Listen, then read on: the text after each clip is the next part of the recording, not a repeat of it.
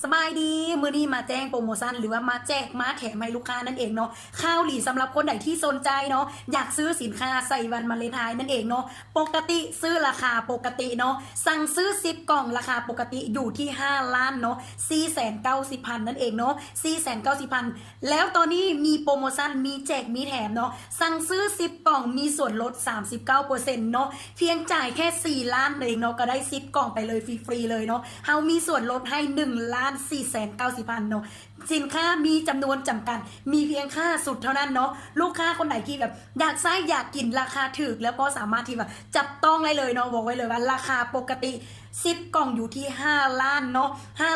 5,490,000กีบแต่ว่าโชคดีเลยเฉพาะคนไหนที่สั่งซื้อตั้งแต่มื้อนี้เนาะวันที่7นั่นเองเนาะจนฮอดวันที่12เนาะเฮามีส่วนลดให้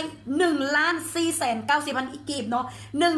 1,490,000กีบเนาะมีจำนวนจำกัดเพียง5สุดเท่านั้นนั่นเองเนาะคือสินค้าตัวนี้มีจำนวนจำกัดคนไหนสั่งซื้อก่อนคนนั้นได้ครอบครองและคนนั้นสุขภาพดีแน่นอนเนาะย้ำเลยเนาะสั่งซื้อ10กล่องราคาปกติ5,490,000แต่สั่งซื้อสุดนี้เนาะหรือว่าช่วงนี้มีส่วนลดให้เพียงแค่จ่าย4ล้านกีบเนาะได้10กล่องไปฟรีๆเลยมีส่วนลดให้